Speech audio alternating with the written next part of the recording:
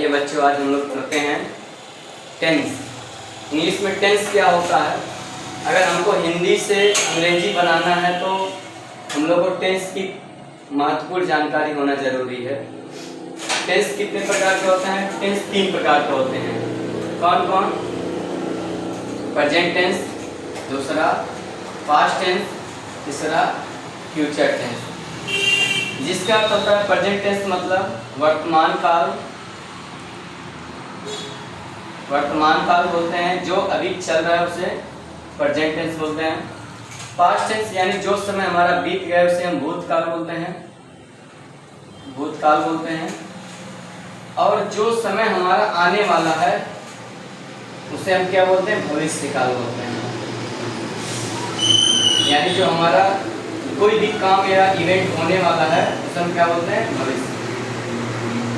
भविष्य काल, यानी भविष्य में जो कोई निश्चित होगा। तो टेंस में कितने प्रकार के? 3 प्रकार के, present tense, past tense, future tense.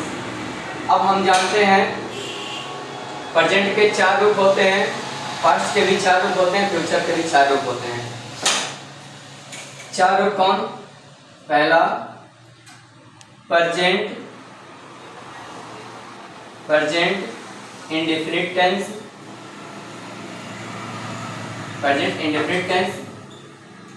दूसरा प्रेजेंट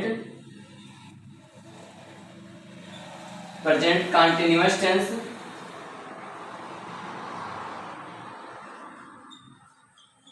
और तीसरा present perfect tense,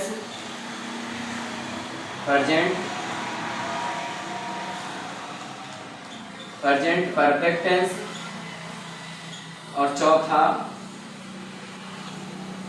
present perfect continuous tense.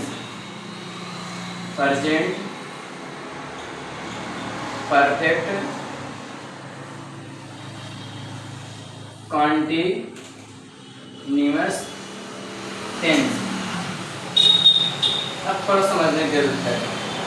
Present indefinite इसके 4 होते हैं, present indefinite, present continuous, present perfect tense, present perfect continuous tense. Past के भी ऐसे हमारे 4 होते हैं, past indefinite, past continuous tense, past perfect continuous, past perfect tense और पास्ट परफेक्ट कंटीन्यूअस टेंस। ऐसे फ्यूचर का भी ये 4 होते हैं। यानी कुल मिला जुला के हमारे 12 टेंस होते हैं, और 12 टेंसों के बारे में ही हमको पूरा अच्छे से जानकारी अर्जित करना है। तो आइए अब हम लोग देखते हैं प्रेजेंट इंडेफिनिट के बारे में। प्रेजेंट इंडेफिनिट क्या है? प्रेजेंट इंडेफिनिट में हम जानते हैं जिन वाक्यों के अंत में ता है, ती है, ते है आदि शब्द आता है उसे क्या बोलते हैं? प्रेजेंट इंडेफिनिट टेंस कहते हैं। यानी इसको अगर हम कहें तो प्रेजेंट इंडेफिनिट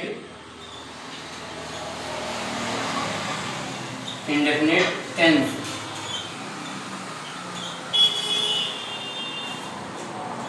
अगर हमको पहचानना तो पहचानेंगे कैसे? पहचान जिन वाक्यों के अंत में ता है, ती है, कामा, ते है। जिन वाक्यों के अंत में ता है, ती है, ते हैं आदि शब्द आते हैं तथा वर्तमान में काम का होना पाया जाता है उसे हम क्या बोलेंगे? प्रेजेंट इंडेफिनिट टेंस बोलेंगे। अब इसमें 4 सेंटेंस आते हैं। कौन? पहला आता है अफर्मेटिव,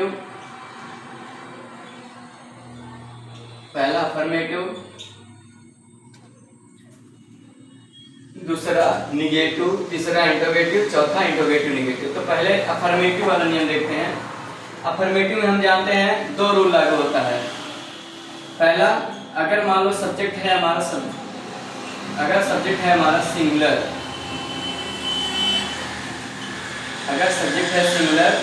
तो हम जानते हैं मेन वर्ब में यस या यस लगता है। मेन वर्ब में यस या ईएस लगता है, और प्लस ऑब्जेक्ट आता है, ऑब्जेक्ट प्लस ईटीसी। और दूसरा नियम, अगर मान लो सब्जेक्ट हमारा है प्लूरल, अगर सब्जेक्ट हमारा प्लूरल है तो हम जानते हैं मेन वर्ब का फर्स्ट फॉर्म लगता है, मेन वर्ब का फर्स्ट फॉर्म और प्लस ऑब्जेक्ट और प्लस ईटीसी। एग्जाम्पल में जैसे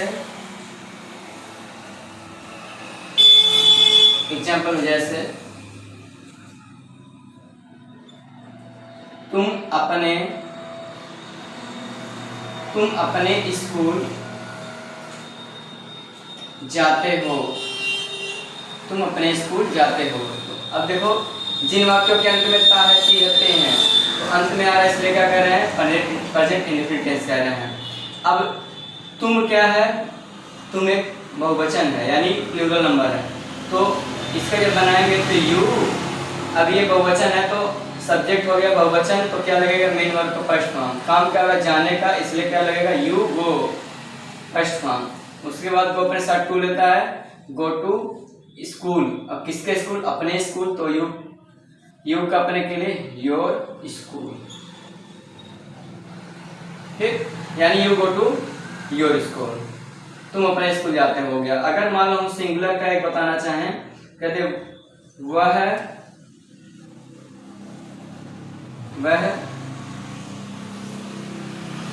वह एक छाता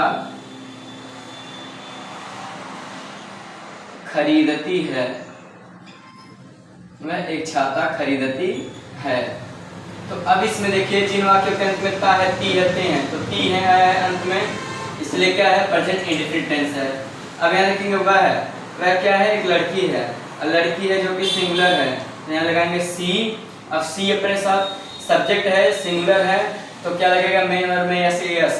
खरीदना किसके माने, बाई, तो सी बाई एन अम्ब्रेला।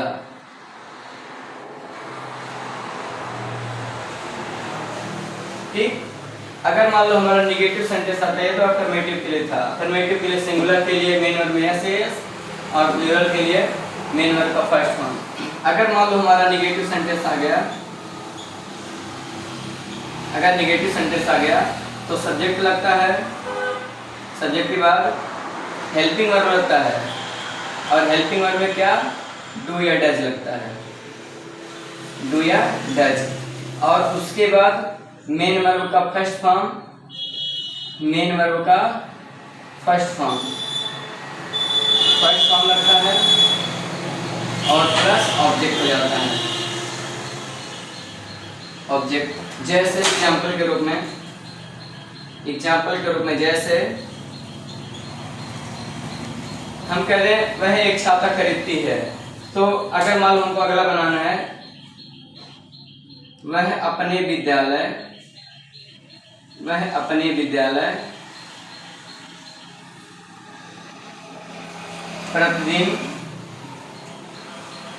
प्रतिदिन नहीं जाती है।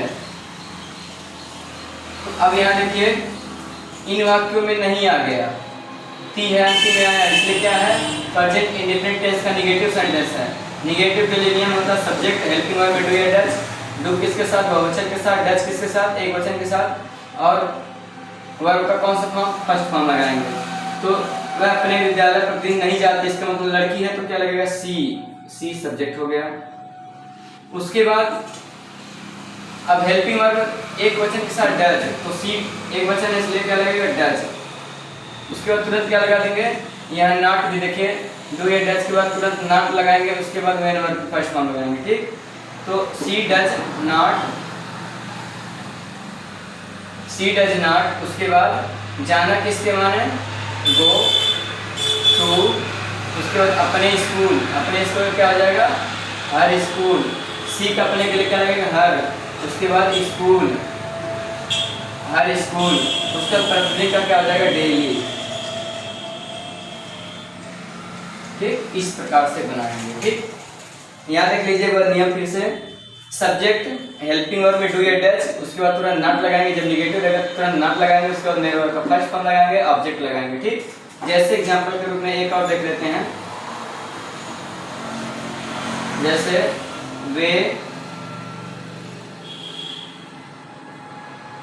वे मैदान में हॉकी नहीं खेलते हैं। वे मैदान में हॉकी नहीं खेलते हैं। तो यहाँ देखिए इन वाक्यों के अंत में भी ते आया है, बीच में क्या है, नहीं आया है। तो हम जानते हैं कैसे बनाएंगे। सब्जेक्ट क्या दिया है, दे। अब दे क्या है, बहुवचन है। बहुवचन के साथ हम लोग क्या लगाएंगे, डू। तो दे डू, उसका तुरंत क्या लगाएंगे, नहीं आया इसका नॉट लगाएंगे। They do not. उसका खेलना किसके माने, प्ले, फर्स्ट फॉर्म प्ले। उसके बाद हॉकी, हॉकी कहाँ खेल रहे हैं, in the field, hockey in the field. ठीक, इस तरह से बनाएंगे। पहले सब्जेक्ट, उसके बाद नॉट, वर्ब का फर्स्ट फॉर्म, उसके बाद ऑब्जेक्ट इन द फील्ड। ठीक, कॉम्प्लीमेंट। इतना नोट डाउन करें।